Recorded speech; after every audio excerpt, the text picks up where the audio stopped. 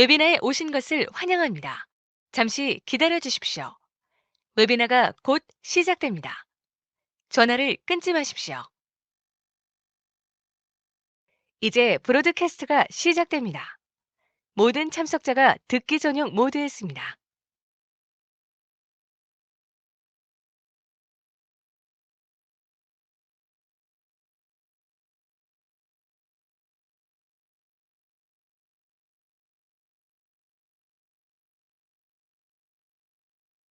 안녕하세요, 여러분. 아마존 에즈 부스터 프로그램에 오신 모든 분들을 진심으로 환영합니다. 저는 아마존 광고팀의 박지혜 매니저입니다. 오늘 만나 뵙게 되어서 정말 반갑습니다. 오늘은 에즈 부스터 프로그램의 첫 번째 세션이고요. 특히 이제 막 아마존의 런칭을 이제 막 하셨거나 광고를 시작하면서 기초를 탄탄히 다지고 싶으신 셀러분들을 위한 초급 과정으로 준비를 했습니다. 그래서 오늘 이 시간에는 먼저 아마존 광고에는 어떤 종류가 있는지 전체적으로 먼저 살펴볼 거예요. 그리고 소비자들이 어떤 과정을 거쳐서 우리 상품을 찾고 어떤 여정을 통해 구매까지 이어지는지도 함께 보겠습니다. 또 소비자가 내 상품 페이지에 들어왔을 때 실제로 구매로 이어질 수 있는 좋은 리스팅이 무엇인지도 한번 짚어볼 예정입니다. 이 모든 과정들이 이제 광고 전에 이해를 해주셔야 되는 부분들이고요. 이후에는 아마존의 가장 기본이 되는 키워드 광고, 스폰서드 프로덕트에 대해 자세히 알아보고 마지막으로 스폰서드 프로덕트 자동 광고를 직접 설정해보는 실습까지 진행할 거기 때문에요. 꼭 마지막까지 함께 해주시고요. 오늘 스폰서드 프로덕트 저랑 같이 실습해 보실 셀러분들께서는 꼭 컴퓨터랑 그리고 셀러 센트럴에 미리 로그인 해 놓으실 것을 추천을 드립니다. 자, 그럼 이제 아마존 광고에는 어떤 종류가 있는지 하나씩 살펴보면서 본격적으로 시작해 보도록 하겠습니다.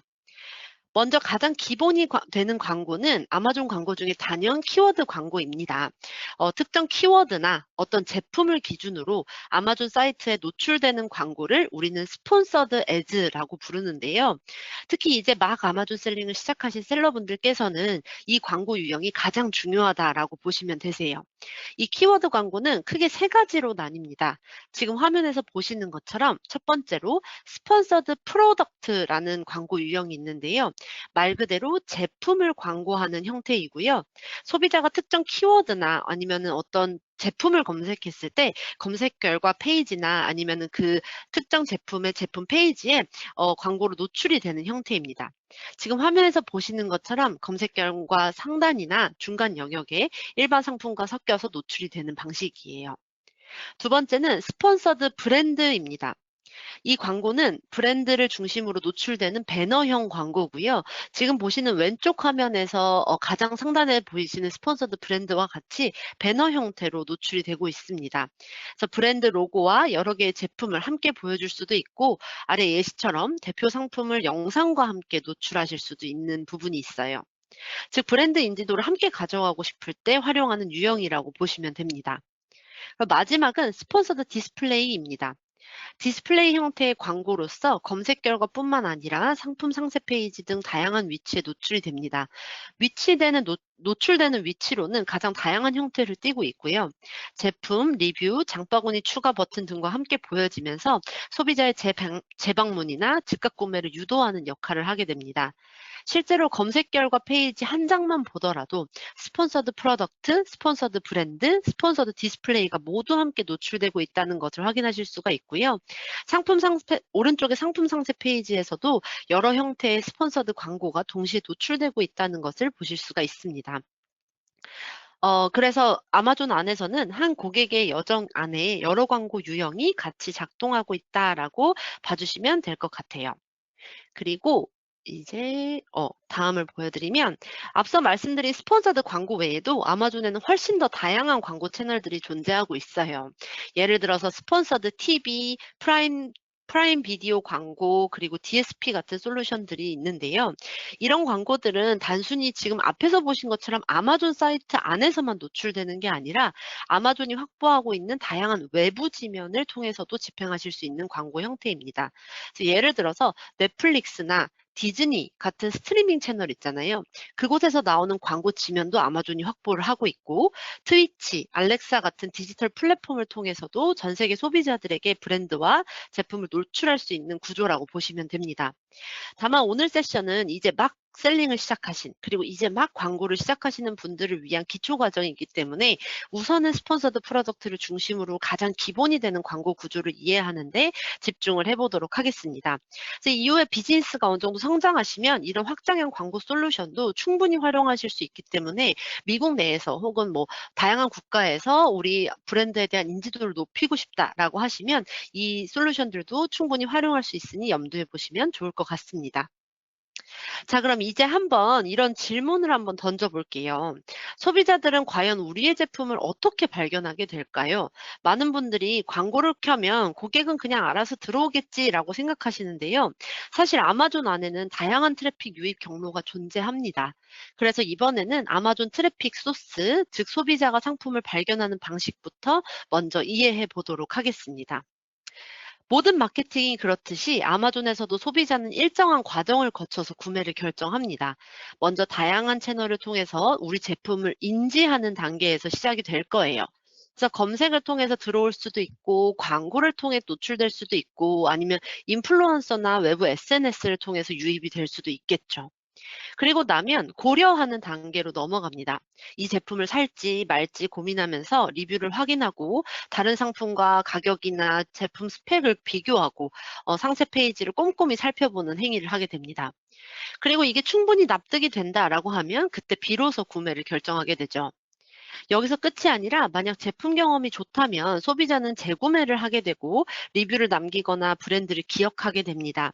그렇게 되면 우리는 단순한 한 번의 구매가 아니라 충성 고객을 확보하게 되는 거죠. 실제로 초기 셀러분들과 이야기를 나눠보면 이런 고민들을 가장 많이 말씀하세요. 제가 신제품을 출시했는데 어떻게 하면 짧은 시간 안에 노출을 빨리 늘릴 수 있을까요? 제품 가격도 경쟁력이 있고 성능도 좋은데 왜 판매가 일어나지 않을까요? 이제 막 출시해서 리뷰도 거의 없는데 어떻게 해야 주문을 빠르게 늘리고 리뷰를 쌓을 수 있을까요? 아마 오늘 이 자리에 계신 분들 중에서도 비슷한 고민을 갖고 이 웨비나에 참여하신 분들이 계실 거예요. 그런데 사실 이 고민에 대한 답은 이미 모든 셀러분들이 알고 계실지도 모르겠어요. 첫 번째는 노출을 당연히 늘려야 됩니다. 우리 제품에 대한 인지도를 높이려면 결국 더 많은 소비자에게 많이 보여줘야 되죠. 그래서 올가닉 검색 랭킹뿐만 아니라 다양한 광고 도구를 활용해서 최대한 많은 고객에게 노출되는 게 가장 중요합니다. 이 노출에서도 노출이 되는 것만 단순히 중요한 것이 아니라 어떤 잠재 고객, 정확한 타겟을 찾아가서 노출을 하는 것이 매우 중요하겠죠. 두 번째는 정확한 타겟팅입니다. 단순히 많이 보여지는 것에서 끝나는 게 아니라 우리 제품에 관심을 가질 가능성이 높은 소비자에게 보여져야 됩니다. 그래야 노출이 클릭으로 이어질 수가 있거든요. 그렇게 클릭을 해서 우리 상품에 들어와야 결과적으로 구매가 이루어지기 때문입니다. 그리고 마지막은 전환입니다. 어렵게 유입시킨 고객이 상품 페이지에서 이탈하지 않고 자연스럽게 구매까지 이어지도록 설득력 있는 리스팅을 갖추는 게 너무너무 중요합니다. 그래서 결국 우리는 노출, 클릭, 전환, 이 세 단계를 제대로 설계하는 방법을 오늘 한번 살펴보도록 할 거예요. 그렇다면 이제 한번 생각을 해보겠습니다. 아마존 소비자들은 주로 어디에서 새로운 브랜드와 제품을 처음 만나게 될까요? 이걸 이해해야 우리가 어디에 어떻게 광고를 집행해야 할지도 결정을 할 수 있을 것 같아요. 그럼 하나씩 살펴보겠습니다. 첫 번째는 메인 페이지입니다. 아마존.com, 뭐 amazon.co.jp 이렇게 아마존 페이지에 맨 처음에 들어가서 소비자가 아마존에 접속하자마자 가장 먼저 보게 되는 화면이 지금 이 화면이에요. 이 화면은 거의 매일같이 디자인이 바뀌게 됩니다. 그래서 이 안에는 예를 들어 recommended for you, recently viewed처럼 최근 구매나 검색 이력을 기반으로 한 개인화된 추천 영역이 항상 있고요. 딜 오브 더 데이나 파퓰러 딜스처럼 프로모션 상품이 노출되는 영역도 있습니다. 그리고 그 사이사이에 스폰서드 키워드 광고도 노출이 됩니다. 즉 메인 페이지에서도 개인화 추천, 프로모션, 광고 이 모든 것들이 동시에 작동하고 있다고 이해하시면 됩니다. 그래서 여기서 가장 먼저 이제 소비자들이 살펴보게 될 거고요. 다음은 카테고리 검색이에요. 아직 어떤 상품을 정확히 사야 할지 결정하지 못한 소비자들이 많으신데요. 보통 카테고리 메뉴를 통해 들어와서 상품을 탐색하는 경우가 많습니다. 그래서 이렇게 유입된 고객들은 자연스럽게 해당 카테고리의 상위 랭킹 상품에 먼저 집중을 하게 되는데요. 그래서 광고뿐만 아니라 오가닉 검색 결과에서도 상위에 노출될 수 있도록 유지하는 게 매우 중요합니다. 내가 지금 정확하게 어떤 가방이 필요한지는 모르겠는데 나는 일단 지금 가방이 필요해 라고 하는 경우에 이렇게 카테고리 트리에 들어가서 핸드백을 그냥 무작위로 눌러서 들어와 보는 경우가 있죠.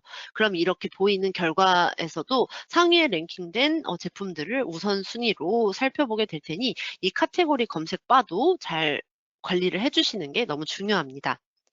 다음은 가장 중요한 영역, 바로 검색창입니다. 소비자가 원하는 제품을 직접 검색했을 때 그 검색 결과 페이지에서 유입되는 트래픽이 가장 크다고 봐주시면 되는데요. 예를 들어 소비자가 비타민C 세럼이라고 검색했다면 이미 구매의도가 상당히 높은 상태라고 볼 수 있겠죠. 그 검색어 자체가 굉장히 디테일하니까요. 그래서 검색 결과 상위에 노출되는지 여부가 실제 매출과 직결되는 경우가 많습니다. 그래서 결국 아마존에서는 검색 결과에서 얼마나 잘 보이느냐가 성과를 좌우하는 핵심 요소라고 이해하시면 됩니다. 방금 전에 저희 카테고리 바에서도 그런 식으로 핸드백을 찾아갈 수도 있고 지금 보시는 것처럼 핸드백을 아예 검색해서 들어오실 수도 있는데요. 이렇게 검색 결과에 어쨌든 상단으로 위치하고 있어야 지금 보시는 것처럼 이 브로맨이라고 스폰서드라고 붙어 있는 이 광고나 아니면 이 스폰서드 브랜드 광고가 보이는 것처럼 검색 결과 상단에 노출되고 있어야 고객들의 이목을 끌기가 가장 좋다라는 말씀을 드리고 싶습니다. 마지막으로 우리가 알아야 될 부분은 상품 상세 페이지입니다. 소비자가 하나의 상품을 보고 있을 때 아마존은 그 페이지 안에서 다양한 추천 영역을 함께 보여줍니다. 예를 들어서 Product Related to this item, 이 상품을 구매한 고객이 함께 본 상품, 아니면 자주 같이 구매된 상품 같은 영역들이 있겠죠. 그래서 이런 추천 배너를 통해서 소비자는 자연스럽게 다른 상품으로 이동을 하게 됩니다. 즉 상세 페이지 안에서도 또 다른 트래픽이 만들어지고 있는 겁니다. 그래서 단순히 검색 결과에서의 노출뿐만 아니라 다른 상품 상세 페이지 안에서도 얼마나 잘 연결되고 있느냐가 중요합니다. 저희가 대부분 막 공격을 한다, 수비를 한다, 이런 얘기들을 많이 광고에서 하는데요. 공격을 한다라고 표현을 할 때는 이제 저희 상품과 경쟁되는 상품들의 이 상세 페이지에 막 붙는 거예요. 그래서 내가 그 제품보다 가격적으로 혹은 제품적으로 더 우월하다라고 하는 경우에는 그런 경쟁 상품에 막 붙어서 내 제품이 더 잘 보여지고 그 트래픽을 내 쪽으로 끌어오게 하는 방법이 있고요. 수비적인 광고를 진행하실 때에는 내 제품에 너무 공격이 많이 들어와요. 그런 경우에는 내 제품에 내가 광고를 키는 거예요. 그래서 내 제품에 최대한 트래픽이 이탈이 되더라도 내 제품으로 이탈이 될 수 있도록 이렇게 수비형으로 광고를 하시는 편이 많은데 그 유형들은 나중에 조금 더 심화 과정이 되면 배우시게 되실 거예요. 그래서 만약에 그런 공격과 수비의 영역으로 갔을 때는 이 상품 상세 페이지의 광고 유형을 가장 많이 이용하신다라고 생각해 주시고 그냥 알고만 지나가시면 될 것 같아요. 그래서 지금까지 보셨던 이 네 가지 경로를 꼭 기억해 두시면 좋을 것 같아요. 첫 번째 메인 페이지, 두 번째 카테고리 탐색, 세 번째 검색 결과, 네 번째 그리고 상품 상세 페이지, 이 네 가지가 소비자가 새로운 제품을 발견하는 핵심 경로입니다. 이 구조를 이해하고 계시면 내가 어디에 어떤 방식으로 제품과 브랜드를 노출시켜야 할지 훨씬 명확해지실 거라고 생각해요. 그래서 소비자들은 정말 다양한 경로를 통해 유입됩니다. 앞에서 말씀드린 것처럼 뭐 TV나 오디오 광고, 뭐 넷플릭스, 뭐 디즈니, 트위치 같은 스트리밍 플랫폼, 뭐 인플루언서나 블로거 콘텐츠, 그리고 아마존 내의 스폰서드 광고까지 트래픽이 들어오는 경로는 셀러분들이 생각하시는 것보다 훨씬 다양해요. 즉 고객은 한 가지 경로로만 들어오는 게 아니라 여러 접점을 거쳐서 우리 브랜드와 우리 제품을 인지하고 우리에게 들어오게 됩니다. 그래서 이렇게 다양한 경로를 통해 유입된 소비자는 결국 우리 상품 상세 페이지에 도착을 하게 됩니다. 그리고 그 페이지가 우리가 이제 적어 놓은 타이틀과 이미지 이런 걸로 만들어 놓은 상품 상세 페이지가 충분히 설득력이 있다면 자연스럽게 주문으로 이어지겠죠. 그리고 구매 경험까지 만족스러웠다면 아까 뭐라고 말씀드렸죠? 그 고객은 재구매를 하거나 리뷰를 남기거나 다른 고객에게 추천을 할 수도 있습니다. 이렇게 충성 고객이 되는 거죠.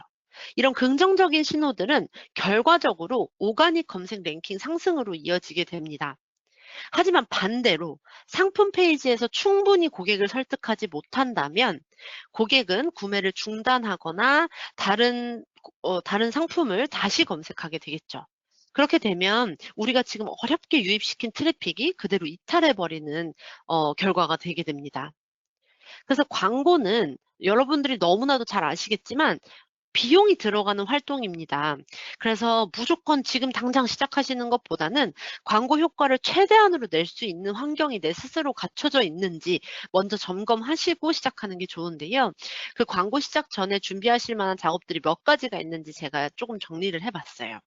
우선 첫 번째로는 기본 자격 요건 확인입니다. 내 계정이 프로페셔널 계정은 맞는지, 유효한 재고가 충분히 있는지. 그러니까 재고가 없는데 광고를 돌리면 어차피 광고는 끊기게 돼 있으니까 그 효율이 너무 떨어지죠. 그리고 바이박스 획득 자격을 보유하고 있는지를 확인하셔야 됩니다. 그래서 이 조건이 충족되어야 광고가 정상적으로 잘 작동할 수 있기 때문에 일단 이 기본적인 자격 요건부터 내가 충족하고 있는지를 확인해 보시면 좋을 것 같아요. 두 번째는 어떤 제품을 광고할지 결정하는 것입니다. 특히 초기 셀러분들께서는 바이박스를 획득할 가능성이 가장 높은 제품을 선택하시는 걸 추천드리는데요. 만약 해당 상품을 판매하는 셀러가 이 상품은 나만 팔아요. 나 한 명뿐이라면 바이박스 획득률을 100%에 가깝기 때문에 훨씬 유리한 환경이라고 볼 수 있습니다. 세 번째는 광고 목표 설정입니다. 신제품 판매 확대인지, 내가 리뷰를 확보하는 게 목적인지, 브랜드 인지도를 상승시키는 게 목적인지에 따라서 예산 전략과 공격적인 정도가 조금 달라지겠죠.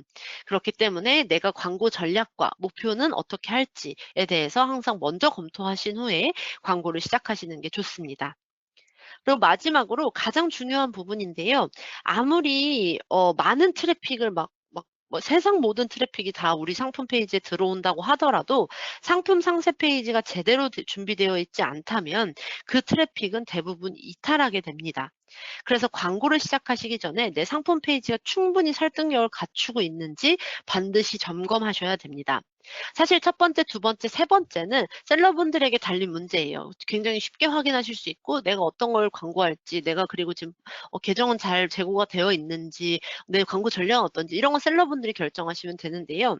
제가 좀 제안을 드릴 수 있는 부분은 상품 상세 페이지를 제대로 점검하시고 광고를 진행하시는 것을 추천을 드려요. 그래서 제가 도와드릴 수 있는 부분에 대해서 오늘 조금 얘기를 나눠보려고 해요. 그런데 많은 셀러분들께서 저한테 이런 질문을 하세요. 좋은 퀄리티의 리스팅이 도대체 뭔가요? 광고를 시작하기 전에 내 상품 페이지가 과연 준비가 되어 있는지 궁금해하시는 분들이 정말 많아요.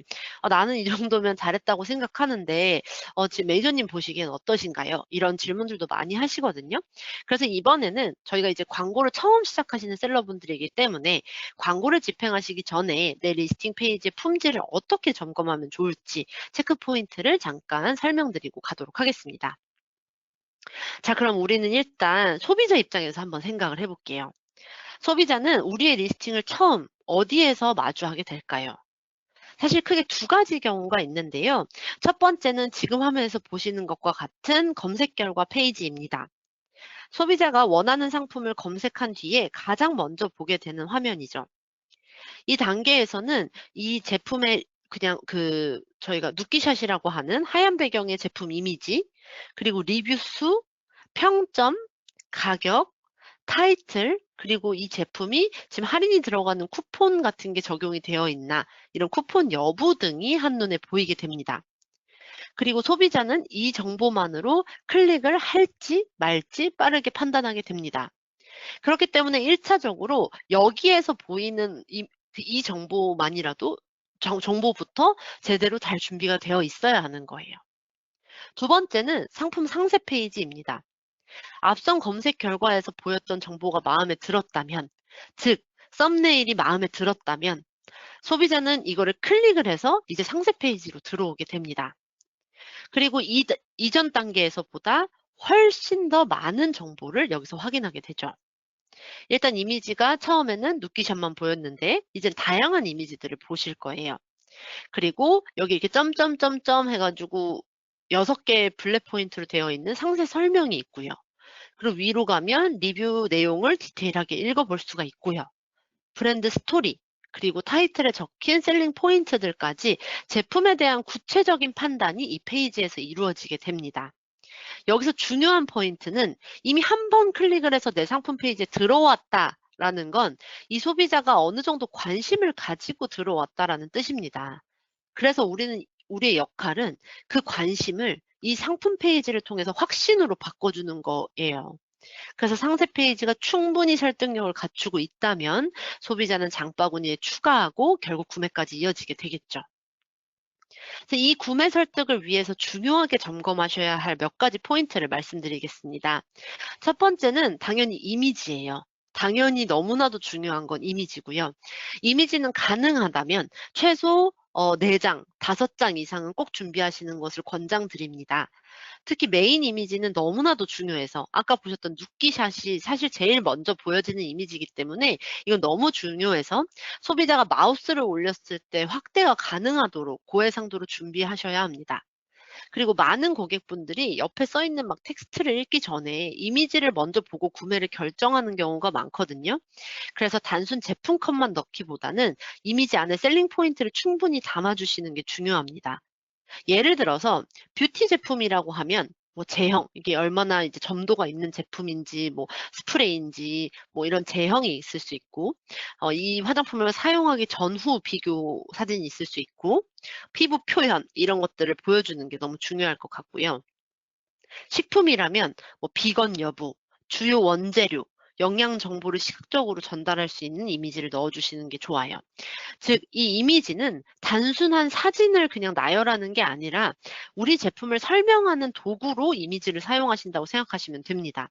그래서 대부분 우리나라에서 이제 그 상세 페이지에 들어가는 이미지들을 여기서 많이 소구를 해주시면 되죠.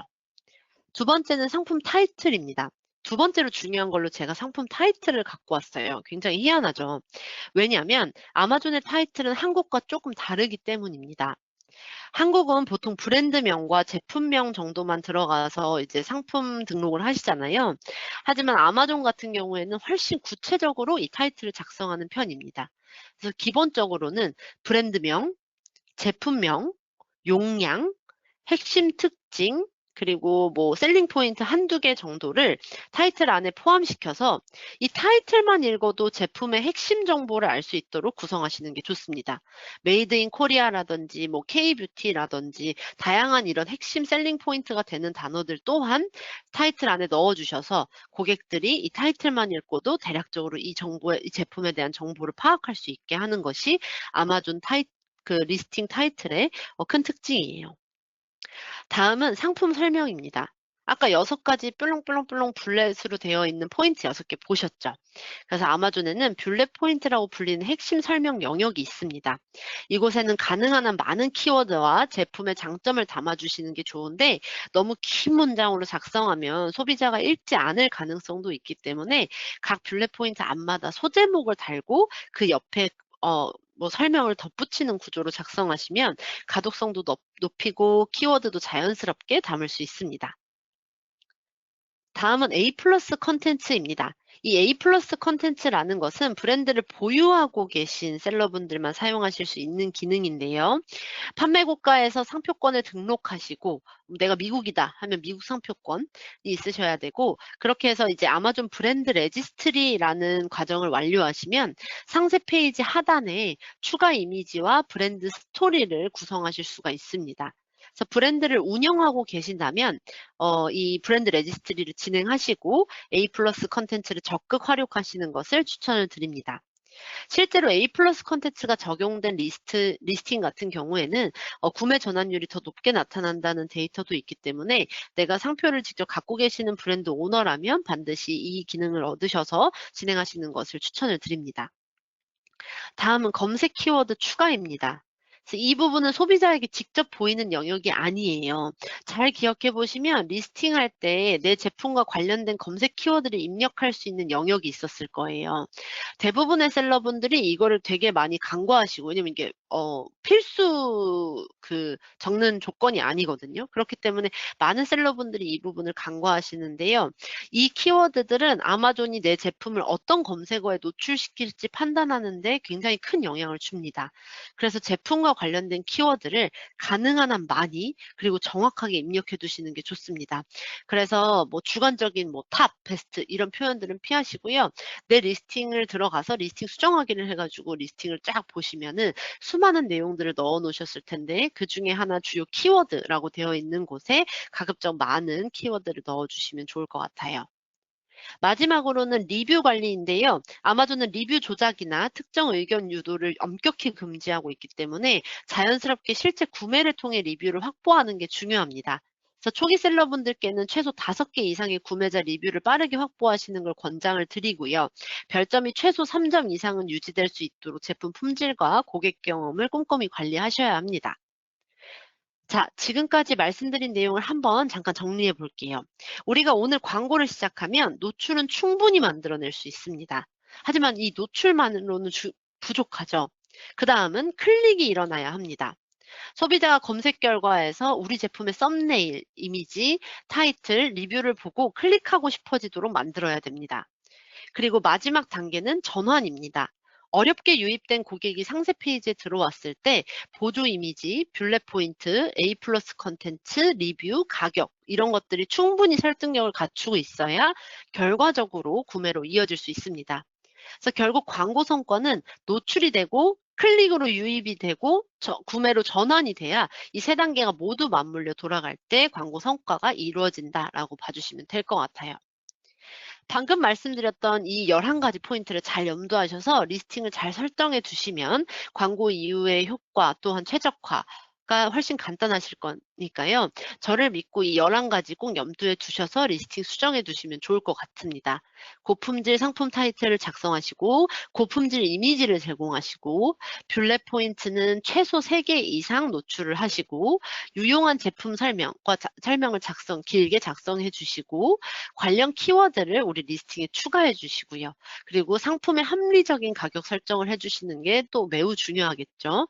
그리고 재고가 있는 상품을 내 재고가 충분히 있는 재고를 광고를 돌리셔야 당연히 광고 효과가 있을 것 같고요.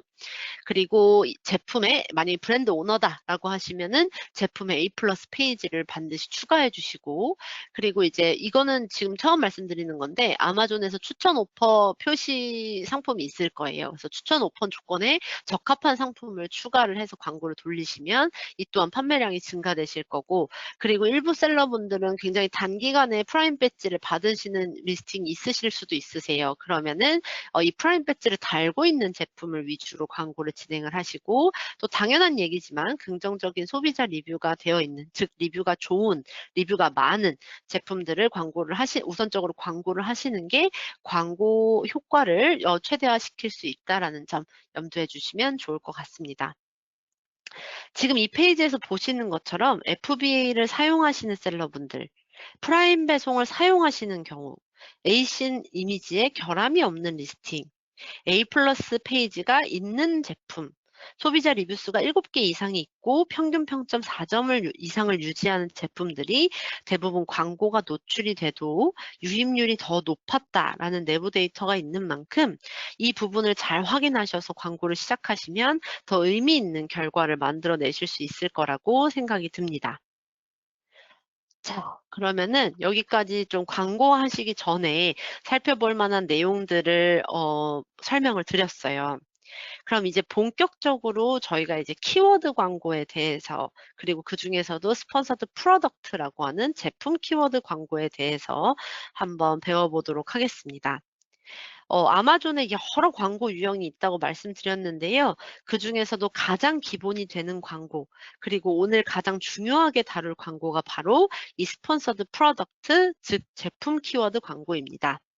아마존 광고의 출발점이라고 보셔도 좋은데요. 지금부터 스폰서드 프로덕트가 무엇인지, 그리고 어떻게 작동하는지, 그리고 어떻게 세팅하면 되는지 하나씩 차근차근 살펴보겠습니다. 앞에서 잠깐 말씀드렸지만 스폰서드 프로덕트는 검색 결과 페이지나 상품 상세 페이지에 노출되는 제품 광고입니다.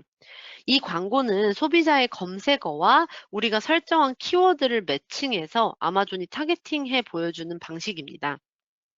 쉽게 말하면 셀러가 설정해둔 키워드와 우리 제품을 연결해두면 소비자가 그 키워드를 검색했을 때 그 검색 결과나 관련 상품 상세 페이지에 우리 제품이 광고로 노출되는 구조인 거죠.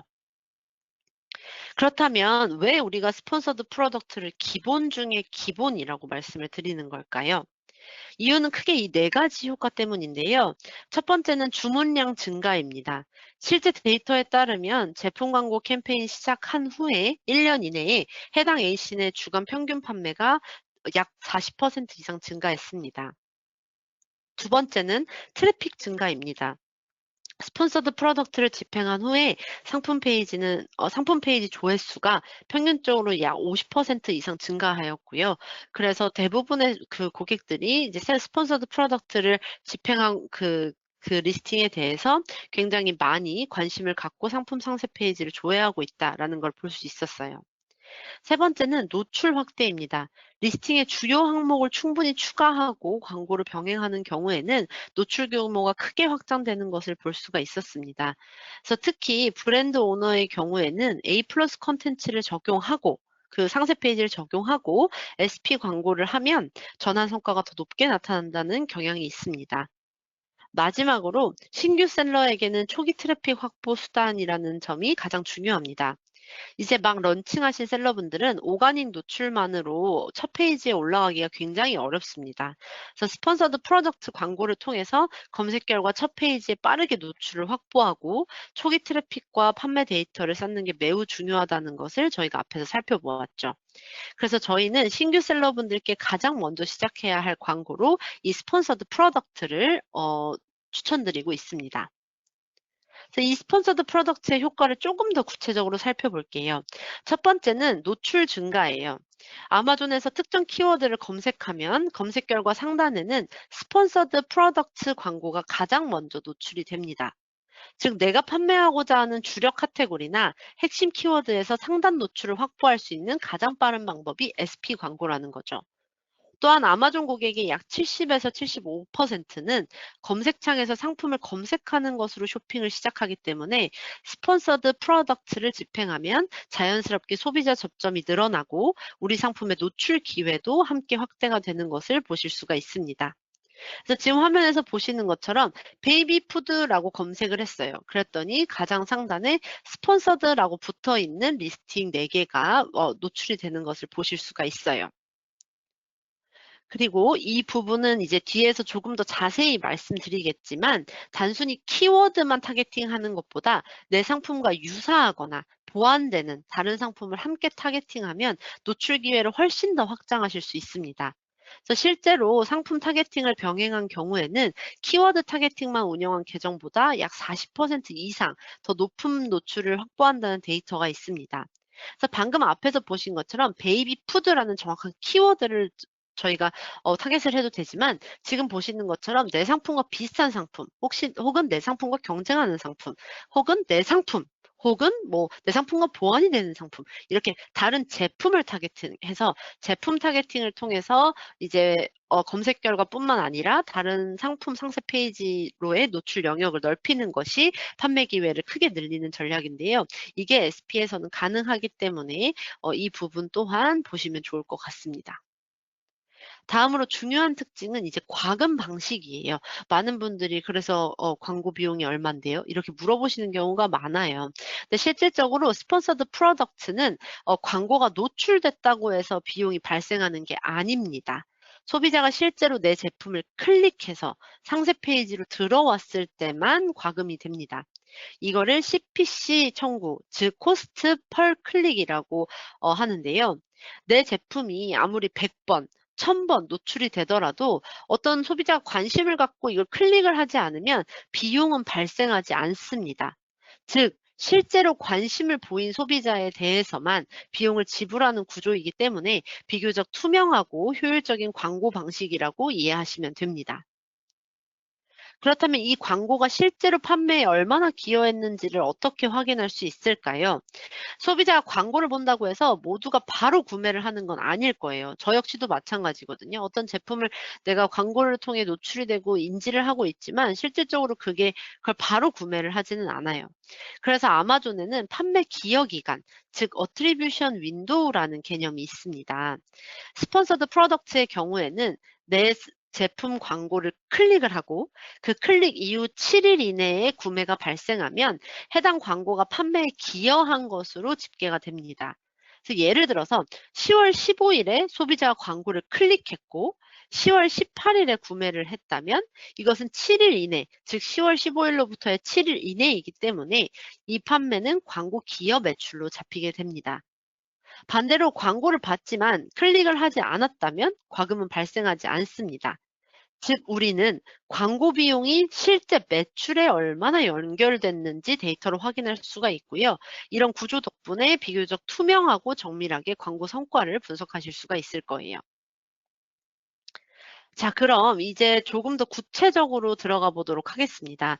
스폰서드 프로덕트에는 어떤 유형이 있고 실제로 어떻게 집행하는지 하나씩 한번 뜯어보도록 하겠습니다. 스폰서드 프로덕트는 타겟팅하는 방식에 따라서 크게 두 가지로 나뉩니다. 자동 타겟팅과 수동 타겟팅, 이 두 가지가 있는데요. 자동 광고는 말 그대로 아마존의 AI가 뭘 타겟할지 결정을 해주는 방식입니다. 어떤 키워드에 노출할지, 어떤 검색어에 반응을 할지, 어떤 상품 상세 페이지에 함께 노출이 될지까지 아마존의 시스템이 자동으로 매칭하는 거예요. 그래서 오늘 오신 초기 셀러분들께는 가장 적합한 유형이 이 자동 광고 유형이라고 볼 수 있죠. 아직 어떤 키워드가 효율이 좋은지 데이터가 없는 상태라면 자동 광고로 먼저 데이터를 수집하시는 게 좋습니다. 그래서 쉽게 말해서 자동 광고는 데이터를 모으는 단계라고 이해하시면 될 것 같아요. 그럼 반대로 수동 타겟팅은 당연히 수동적으로 하는 거겠죠. 셀러가 직접 키워드나 직접 어떤 상품을 따라갈지 지정을 해서 타겟팅하는 방식입니다. 자동 광고로 모은 데이터 중에서 특출나게 성과가 좋은 키워드나 상품들이 있을 거예요. 내가 이 키워드에 노출이 됐더니 구매 전환이 많이 일어나더라. 클릭이 많이 일어나더라. 혹은 내가 이 제품을 따라갔더니 나한테 클릭이 많이 일어나고 나한테 구매가 많이 일어나더라. 이런 효율이 좋은 키워드나 상품만 따로 추려서 더 높은 입찰가로 운영을 해서 효율을 극대화하는 전략이고요. 즉 수동 광고는 성과를 더 키우는 단계라고 보시면 됩니다.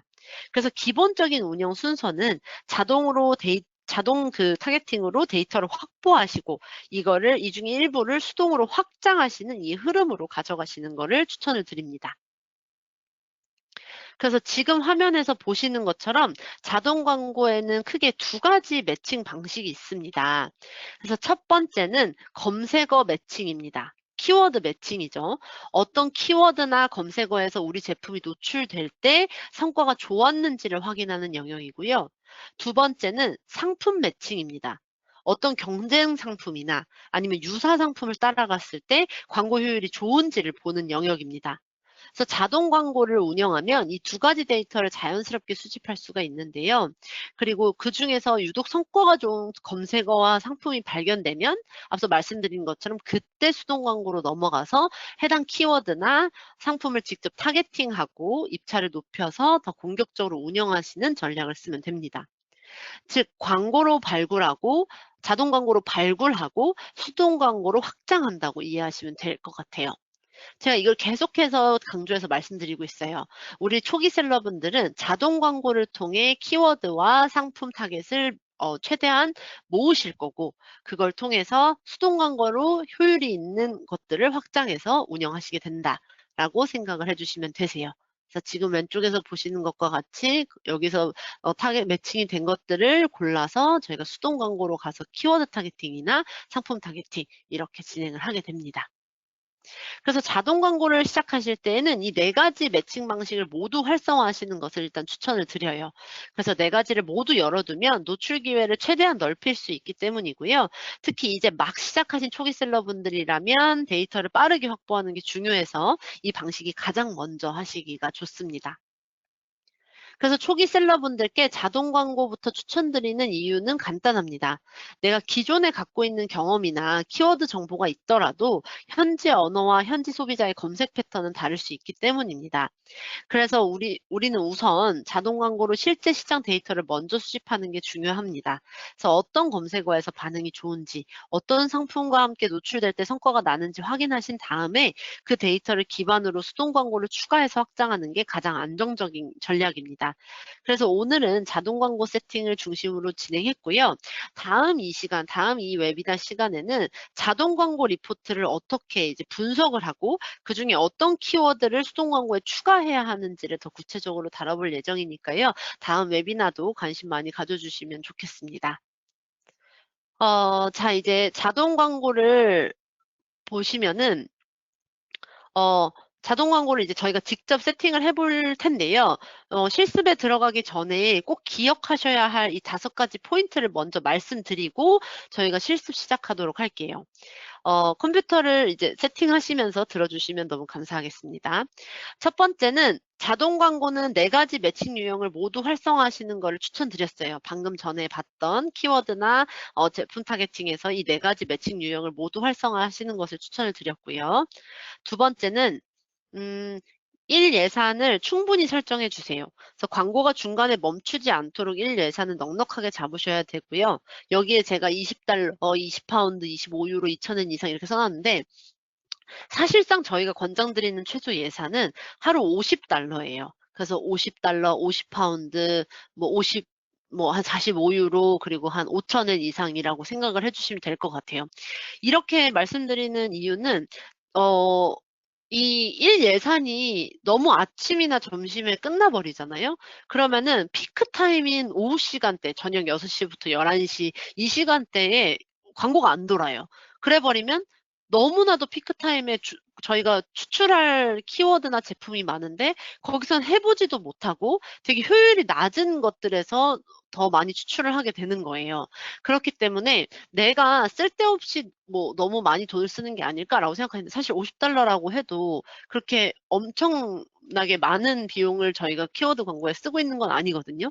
어쨌든 이 1 예산은 $50로 해 놔서 $50를 다 쓴다는 게 아니에요. 그렇기 때문에 내가 $50를 다 못 쓰게 되더라도 '광고가 끊기는 일이 없겠다.'라고 해야 되는 최소 예산이 저는 적어도 한 $50 수준이라고 생각하기 때문에 그 정도로 진행을 해 주시면 좋을 것 같아요. 그리고 세 번째 포인트는 종료 날짜를 설정하지 않을 거예요. 제가 오늘 시연을 하면서 종료 날짜를 이제 안 세팅할 거거든요. 이 자동 광고라는 것은 단기 캠페인이 아니에요. 데이터를 계속 수집하는 역할을 하기 때문에 광고가 중단되면 AI가 다시 학습을 처음부터 시작해야 하는 경우가 생깁니다. 그럼 너무 효율이 떨어지죠. 이거 한 것 또 하고 한 것 또 하고 이렇게 하면 효율이 너무 떨어지기 때문에 엔드 데이트 없이 상시 운영을 할 거예요. 내가 한 3달 돌려봤더니 이제 비슷한 키워드랑 비슷한 프로덕트인 것 같아. 그래서 나 이제 이거 안 하고 수동 광고로 갈래. 아니요? 절대 아닐 거예요. 적어도 1년을 돌려보세요. 그럼 시즌별로 수집되는 프로덕트가 다를 거고요. 시즌별로 수집되는 키워드가 다를 거예요. 이건 저를 믿고 이 자동 광고 오늘 이제 세팅하시는 거는 앞으로 절대 끄지 않는다라고 생각을 하시고 우리 AI가 끊임없이 돌아서 우리가 작은 키워드라도 계속해서 수집할 수 있게 해놓는 것을 추천을 드립니다. 네 번째는 내가 갖고 있는 에이신이 너무 여러 개예요. 나 뭐 이거 다 돌리면 파산할 것 같아요. 그러면 어떤 상품부터 시작해야 될지 고민이실 거예요. 그런 경우에는 아마존이 제안하는 서제스티드 에이신이라는 게 떠요. 그것부터 시작을 해 보시거나 아니면 제가 앞에서 말씀드린 11가지 포인트를 갖고 있는 가장 부합하는 에이신으로 시작해 보시는 거 추천드립니다. 이미지 괜찮고 뷰렛 포인트 괜찮고 키워드 충분히 들어가 있고 내가 만약에 브랜드 오너라면 A+ 컨텐츠도 되어 있고 배지가 달려 있으면 더 좋고 이런 11가지 포인트를 제가 아까 말씀드렸는데 그 11가지 포인트 중에서 가장 부합하는 게 많은 에이신을 골라서 시작해 보시는 것을 추천을 드립니다. 그리고 5번째, 동일 카테고리이면서 유사 가격대, 비슷한 타겟을 가진 상품들을 한 캠페인으로 묶어서 운영하시는 게 관리에 효율적입니다. 이게 무슨 말이냐면 내가 뭐 갖고 있는 게 너무 많아요. 내가 예를 들어 스킨케어라고 해도 스킨도 있고 뭐 세럼도 있고 뭐 크림도 있고 로션도 있어요. 그렇게 되면 어떤 걸로 나누시느냐에 따라 다른데 저 같은 경우는 예를 들어 내가 성분으로 되어 있는 라인이 너무 많아요. 그럼 그 성분으로 묶는다든지 아니면은 예를 들어 내가 스킨이 여러 개예요. 그럼 스킨만 일단 묶어서 진행을 한다든지 이렇게 최소한으로 내가 구분할 수 있는 그룹으로 묶어서 캠페인을 진행해 보셔야 하나하나를 다 따로 하시는 거는 효율이 너무 떨어져요. 그렇기 때문에 내가 최대한 동일한 카테고리 내에서 묶을 수 있는 애들을 묶어 가지고 오토 캠페인을 진행해 보시는 것을 추천을 드립니다. 근데 너무 생뚱맞게 예를 들어 바디 로션이랑 얼굴 로션이랑 같이 묶으시면 안 되겠죠. 그러면은 얘가 캠페인을 막 돌려 가지고 어디서 유입이 됐는지 이제 나중에 리포트를 딱 봤는데 이게 바디로션용 키워드인지 아니면은 이게 얼굴 로션용 이 키워드인지 헷갈리실 수 있어요. 그렇기 때문에 반드시 비슷한 카테고리 그리고 비슷한 키워드나 제품을 타겟팅할 것 같은 것들을 한 그룹으로 묶어서 캠페인을 설정하시는 것을 추천을 드립니다.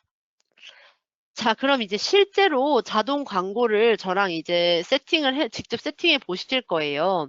이거 저희가 진행하고 Q&A 받아서 이제 질문, 답변 드리는 시간 갖도록 할 텐데요. 지금 저도 이제 셀러 센트럴이랑 애드 콘솔에 들어갈 테니까요. 일단 지금 먼저 셀러 센트럴에 접속을 해 주세요. 그래서 여기 보시는 것처럼 셀러 센트럴에 접속하셔서 상단 메뉴에 광고 있거든요. 광고 애드 콘솔을 클릭하신 뒤에 캠페인 매니저로 들어가겠습니다. 제가 지금 잠깐 화면을 보여드릴게요. 지금 여기까지, 지금 보시는 이 화면까지 들어와 주시면 되세요. 여기 셀러 센트럴 들어가셔서 아마존 광고 누르시고 애드 콘솔 누르셔가지고 이제 들어오시면 됩니다. 저희가 이번 이 웨비나가 다시 보기를 전달드리지 않아요. 그렇기 때문에 오늘 제가 이거 세팅할 때 같이 한번 해보시는 게 중요할 것 같아요. 나중에 내가 혼자 이제 배웠다가 혼자 해야지 하면 또 까먹으실 수가 있으니까요. 오늘 같이 실습해보는 걸로 하시면 좋을 것 같습니다. 네. 여기까지 들어오셨다고 생각하고 이제 모두 접속하셨다면 저희 시작해 보겠습니다. 이 왼쪽 상단, 제가 이거를 한국어로 바꿔 놓을게요. 그게 아마 더 보시기 편하실 텐데 잠시만요.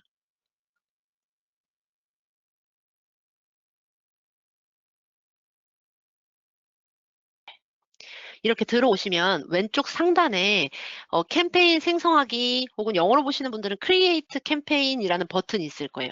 그걸 눌러주세요. 그럼 여기 저희가 배웠던 내용이 있죠? 스폰서드 프로덕트를 만들 거예요? 아니면 스폰서드 브랜드를 만들 거예요? 아니면은 스폰서드 디스플레이를 만들 거예요? 라고 되어 있어요. 저희는 오늘 스폰서드 프로덕트, 우리 제품 광고를 해볼 거예요. 그래서 스폰서드 프로덕트, 이거를 클릭해 주시면 됩니다. 자, 그러면 이제 드디어 우리가 광고를 집행하는 단계에 넘어왔어요. 스폰서드 프로덕트를 이제 시작을 할 텐데요. 이제 첫 화면이 이렇게 보이실 겁니다. 그래서 가장 먼저 입력하실 것은 광고 그룹 이름, 캠페인 네임입니다. 이 이름은 나중에 캠페인이 많아졌을 때 대시보드에서 한눈에 알아볼 수 있도록 작성하셔야 되는데요. 이게 무슨 말이냐면, 잠시만요. 제가 한번 화면으로 보여드릴게요. 여기 이제 나중에 되면 이렇게 우리가 막 광고를 킨 게 되게 캠페인이 많아질 거예요. 뭐 로션 한 움큼, 뭐 세럼 한 움큼, 옷, 뭐 SP도 있고 SB도 있고 엄청 많아질 거예요. 지금 보시는 것처럼. 근데 이게 지금 제가 예시로 보여드리는 것처럼 이렇게 정리가 안 되어 있는 상태로 보여지게 되면 나도 이게 뭘 켰는지 알 수가 없어요. 이게 SP냐, SB냐, 이게 로션이냐, 아니면 뭐 오토냐, 뭐 패드냐 토너냐 헷갈리게 되거든요. 그렇기 때문에 이 캠페인 이름이라는 걸 애초에 굉장히 잘 작성을 해 주셔야 여기서 내가 뭘 광고를 하려고 했다라는 것을 볼 수가 있어요. 그래서 저 같은 경우는 이제 오늘은 저 같은 경우는 이제 보통 광고 유형을 먼저 적어요. 그래서 보시면 스폰서드 프로덕트니까 SP라고 적을 거예요. 그리고 광고 방식을 적을 거예요. 아까 SP의 광고 유형이 뭐가 있다 했죠? 자동이 하나 있고 수동이 하나 있다 했어요. 근데 오늘 우리는 오토를 할 거예요. 자동 광고를 할 거예요. 오토를 붙이고요. 그 다음에는 이제 광고를 할 상품군을 적을 거예요. 예를 들어서 저는 뭘 해볼까요? 오늘 토너 패드를 할 거예요. 근데 제가 토너 패드를 막 한 6개를 팔아요. 6종류를 팔아요. 근데 이 6종류를 또 세트로도 팔아요. 뭐 A, B 향을 묶어서 세트로 팔고 A, C를 또 묶어서 팔고 이런 식으로 세트도 판다고 치면 저 같은 경우에는 이번에는 그냥 단품으로 팔고 있는 애들만 광고를 진행해 보려고 해요. 그래서 뭐 토너 패드 인디비주얼 이렇게 해 가지고 제가 나는 SP 오토 캠페인을 토너 패드를 단품으로 팔고 있는 애들만 지금 광고를 돌리는구나 라는 걸 볼 수 있게 광고 그룹을 적어 볼게요. 그래서 셀러분들도 지금 저랑 같이 SP, 오토, 그리고 내가 판매하려는 그 광고하려는 제품군, 그리고 그 제품의 SKU 이렇게 구분을 함께 적어 보시면 좋을 것 같아요.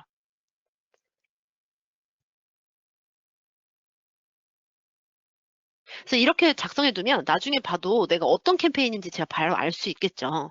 그래서 이렇게 작성을 하시면 됩니다. 그래서 이제 아래로 내려가면 광고할 제품을 선택하는 화면이 나오는데요. 제품명으로 여기다 바로 검색을 하셔도 되고요. 아니면 ASIN, 내가 어떤 특정한 제품을 원한다라고 하면 내 제품 ASIN을 여기다 검색을 하셔도 됩니다. 그래서 검색 후에 내가 광고하고 싶은 상품, 내 상품을 선택하고 이제 추가를 해주시면 돼요. 예를 들어 제가 메디큐브 토너 패드를 판매하는 셀러라고 했으면 제가 토너 패드 단품짜리, 세트가 아닌 단품짜리를 광고하겠다고 했어요. 그럼 제 제품을 여기 이제 광고할 제품을 이렇게 추가하는 거예요. 내 제품을 클릭하시는 거예요. 남의 제품을 클릭하시는 게 아니라. 그래서 내가 이제 판매하는 내가 메디큐브라면 메디큐브 토너 패드 하나만 판매하고 있는 거. 이거를 이렇게 클릭을 할 거예요. 지금 여기까지 한번 셀러분들이 해보시도록 하겠습니다. 그래서 한 2분 정도 저희가 기다렸다가 진행하도록 하겠습니다.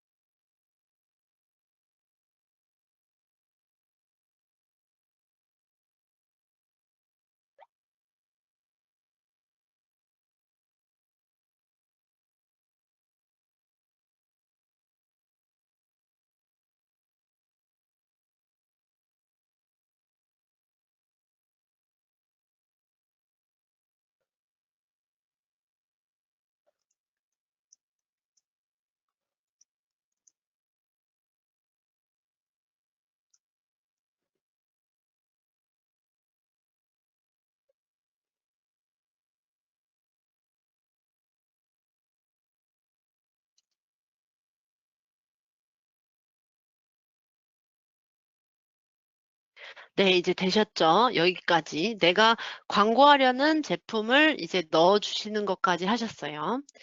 자, 이제 화면을 조금 더 내려볼게요. 저를 따라서 쭉 내려주시면 이제 캠페인 이름 작성했고 내가 어떤 상품들을 광고할지 광고 상품도 추가를 했습니다. 이제는 타겟팅 방식을 선택하는 단계인데요. 제가 아까 말씀드렸다시피 자동 타겟팅, 수동 타겟팅 이렇게 두 가지가 있어요. 근데 오늘은 베이직 세션이고 완전 첫 세션이기 때문에 자동 광고로 키워드를 먼저 수집한다고 말씀드렸습니다. 그래서 여기서 오토 타겟팅, 자동 타겟팅을 선택해 주실 거예요. 다음 시간에는 자동 광고에서 모은 데이터를 분석하는 방법을 알려드릴 거고요.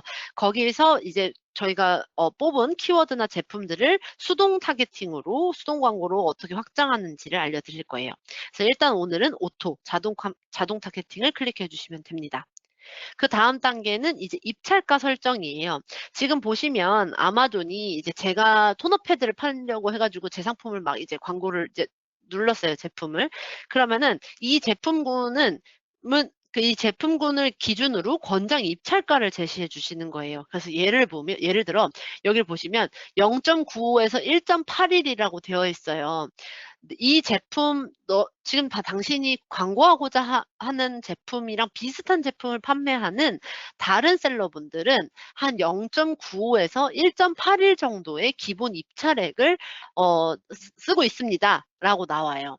그래가지고 이거의 중간이 되는 평균값이 한 1.26 정도 되나 봐요. 그래서 이제 아마존에서 1.26 정도 해보시는 게 어때요? 라고 기본 입찰액을 해준 거예요.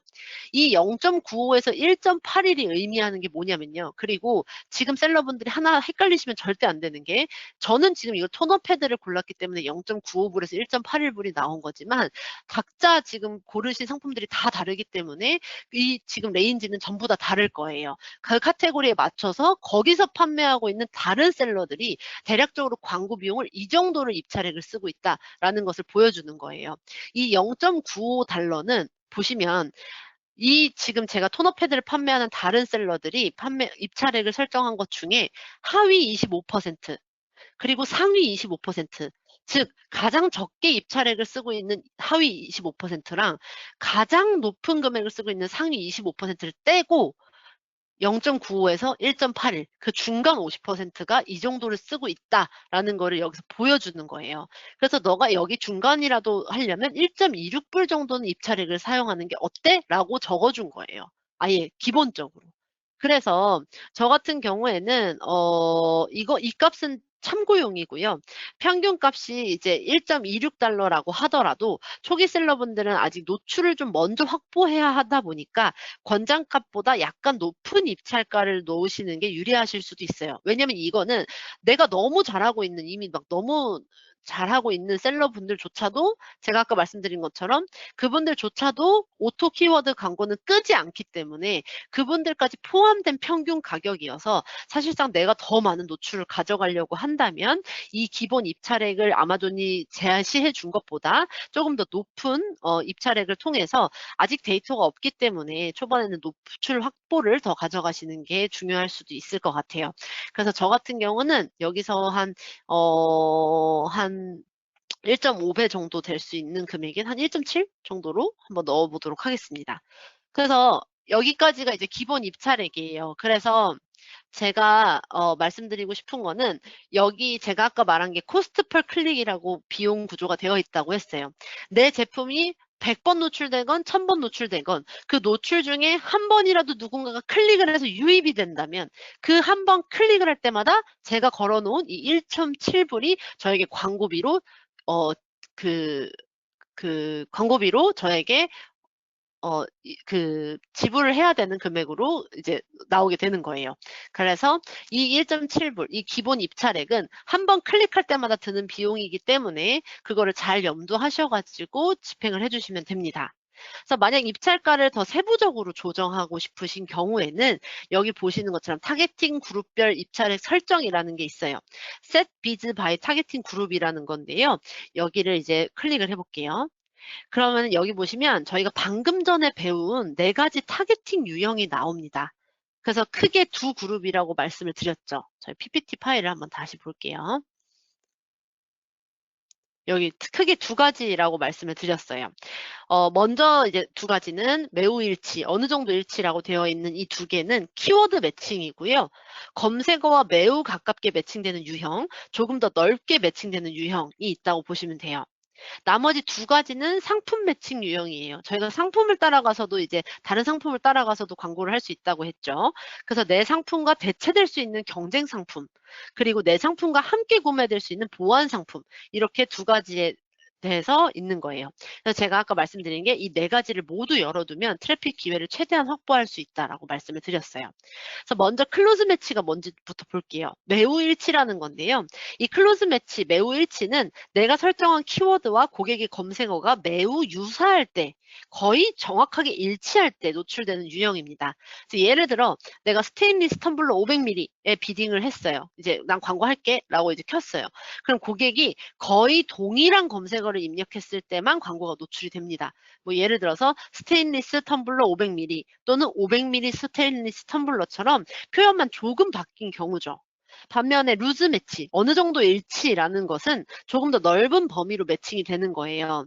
그래서 같은 키워드에 비딩을 했더라도 고객이 유사한 의도의 검색어를 입력하면 광고가 노출될 수 있습니다. 그래서 예를 들어서 똑같이 내가 스테인리스 텀블러 500ml에 비딩을 했다면 예전에는 500ml 스테인리스 텀블러 500ml 이렇게 순서를 바꾼 정도로만 허용이 됐는데 여기서는 보온 물병, 사무실 물통, 텀블러 추천처럼 직접적으로 동일하지는 않지만 관련성이 있는 검색어에 노출이 되는 거예요. 그리고 다음에 이제 상품 타겟팅 두 가지가 있다 그랬어요. 첫 번째는 먼저 대체 상품, substitute인데요. 내 제품과 경쟁 관계에 있는 상품이고요. 예를 들어 내가 나이키 운동화를 판다고 한다면 아디다스 운동화 이런 것들을 따라가는 거예요. 그래서 아디다스 운동화 상품 페이지 밑에 내 상품이 계속 노출이 되는 거예요. 그래서 아디다스 운동화 상세 페이지 내에 광고가 이제 내 광고가 노출이 되는 방식입니다. 경쟁 상품과 비교했을 때 내 제품이 좀 더 매력적이에요. 뭐 가격이 됐든 스펙이 됐든 그러면은 고객을 이제 뺏어올 수 있는 게 되겠죠. 반대로 보안 상품 컴플리먼트는 함께 사용되는 제품이에요. 예를 들어 내가 운동화를 판매하는데 운동화 깔창이나 운동화 끈처럼 내 제품과 함께 구매될 가능성이 있는 상품에 광고를 노출하는 방식입니다. 그래서 저 같은 경우는 이거를 다 열어둘 거예요. 그래서 여기에 이제 기본적으로 이제 아마존에서 추천하는 입찰액이 있어요. 그러면 여기랑 비슷하게 놓든지 아니면 아까 위에서처럼 이것보다 조금 높게 올려놓는 수준으로 진행을 하려고 합니다. 그래서 저는 이렇게 0.85 이제 똑같이 아마존 0.75 뭐 1.26 더 높은 거를 따라할게요. 이 0.75가 더 높으니까 이렇게 냅두겠습니다. 이거는 셀러분들이 알아서 생각하시면 돼요. 자, 그럼 다음으로 넘어가 볼게요. 다음은 제외 키워드 타겟팅, 제외 상품 타겟팅이라는 게 있어요. 영어로 보시면 네거티브 키워드와 네거티브 프로덕트 타겟팅인데요. 이 광고를 운영하시다 보면 비효율적인 키워드나 상품이 나오게 되어 있어요. 그래서 예를 들어 내 상품이 운동화인데 전혀 관련 없는 막 검색어에 광고가 자꾸 노출이 돼가지고 클릭은 발생하지만 구매로 이어지지 않는 경우가 있을 수 있습니다. 그래서 이런 경우에는 해당 키워드나 상품을 네거티브로 등록을 해두면 앞으로는 그 검색어, 그 키워드나 그 상품에는 내 광고가 전혀 노출되지 않도록 하는 거예요. 즉 불필요한 비용을 막는 기능이라고 보시면 됩니다. 근데 오늘처럼 완전 초기 단계에서는 아직 이걸 안 하실 거예요. 어떤 키워드가 비효율적인지조차 우린 지금 아직 모르기 때문에 처음에는 네거티브를 설정하지 않고 다음 시간에 리포트를 기반으로 어떤 키워드를 네거티브로 설정해야 하는지도 좀 구체적으로 다뤄보겠습니다. 자, 다음은 이제 캠페인 입찰 전략이라는 게 나왔어요. 이게 무엇이냐면 시간대에 따라 트래픽과 경쟁이 달라지기 때문에 생기는 전략인데요. 제가 앞에서 잠깐 말씀드렸지만 오후 6시에서 10시 같은 피크 시간대에는 고객 유입이 많아지고 그만큼 광고 경쟁도 치열해집니다. 반대로 오전처럼 트래픽이 상대적으로 적은 시간대에는 입찰가를 조금만 낮춰도 좋은 위치에 노출이 될 수 있겠죠. 그런데 우리가 이거를 어떻게 알고 매 시간대마다 아마존 광고 콘솔 들어와갖고 야 지금 미국이 몇 시니까 이거 올리자, 야 이거 내리자 이렇게 하기가 너무 직접 조정하기가 현실적으로 굉장히 어렵잖아요. 그래서 이 부분을 아마존의 AI가 자동으로 전략적으로 조정을 해주는 것이 바로 이 캠페인 입찰 전략입니다. 그래서 입찰 전략에는 여기 보시는 것처럼 크게 세 가지 옵션이 있습니다. 첫 번째는 동적 입찰, 증액 및 감액이라고 써 있어요. 말 그대로 증액 및 감액이에요. 트래픽이 좋고 전환 가능성이 높다고 판단되는 시간대일 때는 아마존이 여기 맨 처음에 이제 해놓으신 기본 입찰액 있잖아요. 이 입찰액에서 입찰가를 올려요. 그리고 반대로 트래픽이 낮은 그래서 지금 굳이 이 정도 금액까지 걸지 않아도 굉장히 좋은 자리에 노출이 될 수 있는 상태다라고 하면 아마존이 자동으로 입찰가를 낮춰주는 방식이 이 동적 입찰액 증액 및 감액이에요. 그래서 모든 입찰액에 대해서는 최대 100%까지 아마존이 올릴 수 있어요. 그래서 예를 들어 제가 1불을 걸어놨다라고 한다면 2불까지는 아마존이 노출을 시킬 거예요. 두 번째는 동적 입찰 감액 전용이에요. 이건 성과 가능성이나 아니면은 뭐 성과 가능성이 낮을 때에만 입찰가를 낮춰주는 방식이어서 기본 입찰가보다 더 높게 올라가지는 않습니다. 그래서 예산 관리를 좀 더 보수적으로 하고 싶을 때 좀 적합한 방법이에요. 이건 조금 더 뒤에 말씀드릴게요.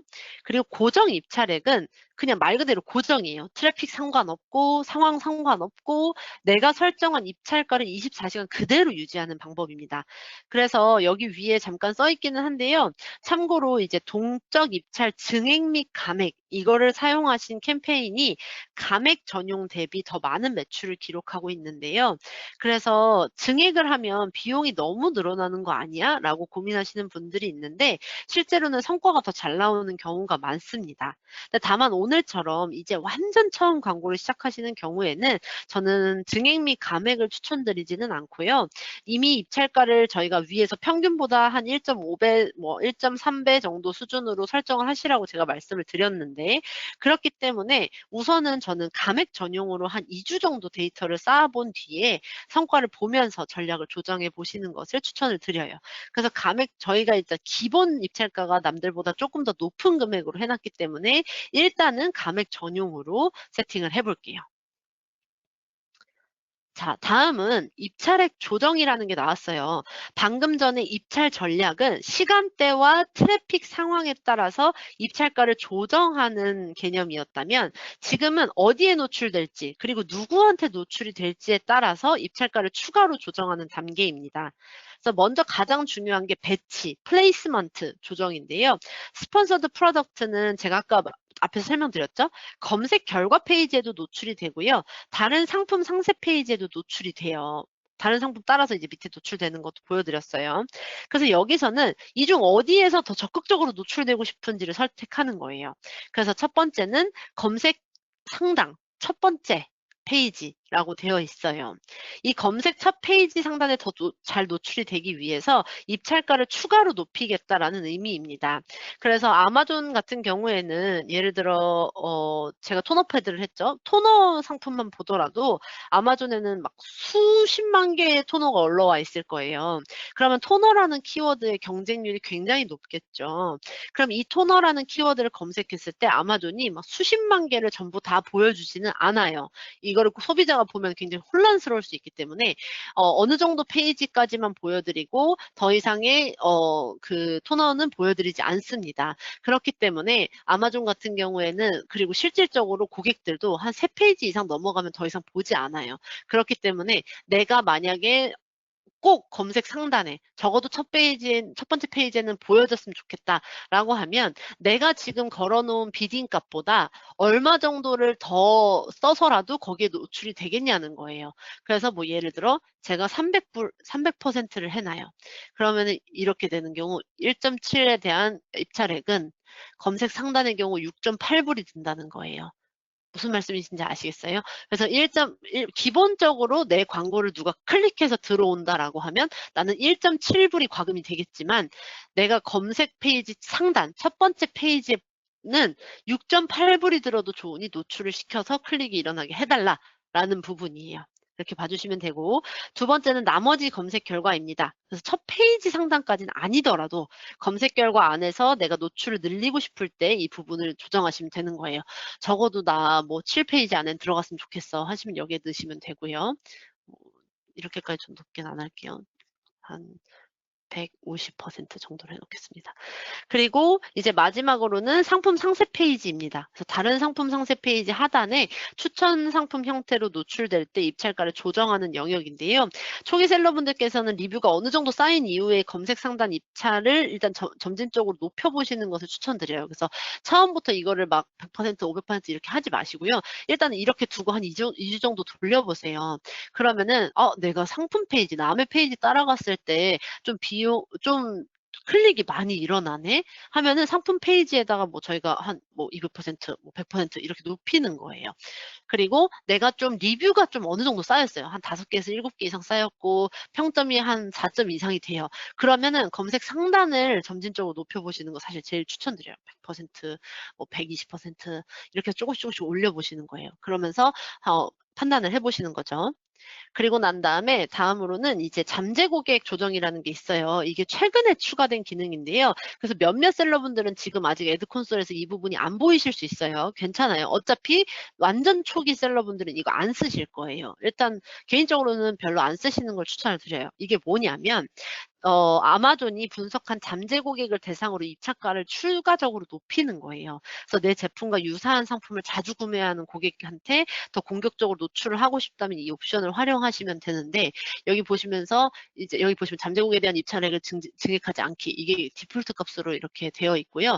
만약에 내가 이 잠재 고객을 쓰고 싶다면 아마존이 이렇게 잠재 고객 군을 만들어 놔요. 제가 넣어 놓은 제품, 내가 광고하겠다라는 제품을 보고 아마존이 스스로 판단해서 하이 인터레스트 베이스드 온 쇼핑 히스토리. 이 쇼핑 히스토리를 봤을 때 톤업패드에게 좀 흥미를 많이 보이는 고객군, 아니면은 이 브랜드의 제품을 샀던 적이 있는 고객군, 아니면은 적어도 이 브랜드의 프로덕트를 카트에 넣었거나 아니면 클릭한 적이 있는 고객, 이런 부분들을 이제 골라가지고 제가 얼마를 증액하겠다라는 건데, 저희는 이거에 대한, 대부분 신규 셀러분들은 이거에 대한 잠재 고객도 없을 거거든요. 그렇기 때문에 일단 초기에는 기본 설정으로 운영하면서 데이터가 쌓인 이후에 조정하시는 게 안전하기 때문에 아직 추천은 드리지 않습니다. 그럼 자, 이제 마지막 단계인데요. 이번에는 캠페인 이름을 설정할 거예요. 그래서 광고 그룹과 비슷한 방식으로 이제 나중에 한눈에 알아볼 수 있게 정리를 해주시면 되겠고요. 예를 들어 제가 아까 말씀드렸다시피 SP 오토, 톤업 패드, 그리고 저는 아까 이제 이거를 인디비주얼로까지 넣었는데, 근데 여기까지는 안 넣고 톤업 패드 정도까지만 넣어 놓도록 하겠습니다. 이거는 위아래 둘 다 동일하게 하셔도 되고, 하나를 더 길게 하셔도 되고, 그거는 이제 셀러분들이 알아서 작성해 주시면 되세요. 그리고 시작 날짜는 오늘 날짜로 설정을 하실 거고, 종료 날짜는 아까 말씀드렸죠. 지정하지 않습니다. 그래서 자동 광고는 키워드와 상품 데이터를 계속 수집하는 역할을 하기 때문에 중간에 종료를 하지 않는 게 중요합니다. 그래서 나중에 최적화를 하면서 예산을 줄일 수는 있어요. 저희가 여기 예산을 줄일 수는 있죠. 하지만 캠페인을 완전히 끄지는 않을 거예요. 그래서 이렇게 하는 걸 추천드리고, 그래서 노 엔드 데이트로 설정해 주세요. 그리고 일반 예산도 방금 말씀드린 것과 같이 우선 최소 $50 혹은 5,000엔 정도 이상으로 설정하시는 것을 권장을 드립니다. 그래야 하루 동안 광고가 중단되지 않고 충분한 데이터를 확보할 수 있기 때문인데요. 이렇게 보시면 될 것 같고요. 모든 설정이 완료되셨다면 이제 런치 캠페인을 클릭해서 이로써 자동 광고가 시작될 수 있게 하시면 될 것 같습니다. 여기 보시면 런치 한 개의 캠페인 시작하기, 이렇게 보실 수가 있어요.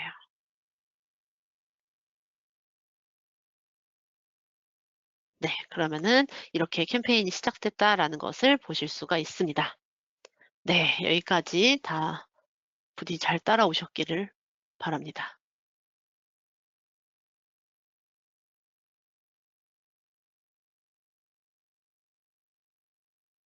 네, 저희 지혜 매니저님이 워낙 열심히 강의하시다 보니까 조금 예상한 시간보다 길어졌는데요. 그래서 Q&A 한 5분 정도만 빠르게 받고 넘어가도록 하겠습니다. 저희 이제 앞에 질문 주신 분 것을 몇 가지 읽어보고, 만약에 답변 못 드리는 경우에는 이메일로 후속 메일 보내드리도록 하겠습니다. 그리고 이제 다시 보기는 제공되지 않지만, 네, 저희 광고 플레이북은 기본적으로 오늘 세미나 참석하신 분들은 다 전달드릴 예정이나 요거는 후속 메일 확인해 주시면 좋을 것 같고요. 다음 강의는 이제 요번에 들으신 1단계 말고 2단계인 강의는 저희가 4월 중순 정도에 준비되어 있고요. 4월 말에 이제 오피스아워, 개발적으로 질문해 주시면 답변 드리는 오피스아워도 온라인으로 준비하고 있습니다. 그래서 4월 아마 22일, 24일 이렇게 다음 강의들 준비되어 있으니까 저희가 보통 메일로 초청 드리는데요. 그 아마존 계정에 등록된 메일 잘 확인해 주시면 좋을 것 같고요. 일단은 아까 초반에 질문 주셨던 분 중에 하나가 이제 광고 한번 시작했을 때 유용한 데이터를 얻기 위해서 최소 어느 정도 기간 그리고 비용을 들여서 광고를 진행해야 될지 문의를 주신 분이 계십니다. 그런데 이제 기본적으로 한 캠페인을 시작하셨으면 저희는 그래도 2주 정도의 기간은 보통 이 유효한 키워드를 얻기 위해서 필요하다고 말씀을 드리고요. 일주일 최소 일주일 정도는 있으셔야 사실 이제 요일별로 차이가 있거나 한지를 보실 수 있긴 해서 네, 아무리 적어도 일주일, 웬만하면 2주일 이상 요렇게를 추천을 드리고 있고 비용은 이제 키워드에 따라서 아무래도 입찰가가 많이 다르다 보니 저희가 최소는 그래도 30에서 50불 이상은 예산 잡으시는 걸 말씀드리고 있습니다. 네. 그리고 동일 제품에 대해서 이제 광고 캠페인에 모든 색깔, 사이즈, 베리에이션 다 넣어야 되는지 물어보신 분도 계시는데요. 그렇게 하셔도 되긴 되지만 이제 아무래도 베리에이션마다 광고를 그렇게 다 넣으시면 노출은 늘어나긴 하겠지만 사실 그 클릭 효율이 막 엄청 늘어나는 방식은 아닐 수 있어요. 그래서 좀 재고가 많으시다든지 아니면 내가 좀 주목했으면 좋겠는 핵심인 상품으로 광고 진행하셔도 괜찮고요. 색깔, 사이즈 따라 다 하고 싶으시다 하시면 그렇게 진행하시는 거 가능은 합니다. 네. 그리고 기존에 생성했던 광고 그룹 수정 어떻게 하는지 문의 주신 분이 계신데 요거 아마 캠페인 매니저에서 그 이제까지 생성하신 모든 그룹이랑 캠페인이 보이실 것 같은데요. 요거는 혹시 만약에 그렇게 진행 안 되시면 저희가 이제 네, 추가로 담당 매니저분이나 다른 분께 문의를 주시면 좋을 것 같은데 아니면 요 후속 메일에 답장 주시면 저희가 확인해 보도록 하겠습니다. 그리고 그 SP 오토 광고 1개만 세팅하면 될지 문의 주신 분이 계시는데요.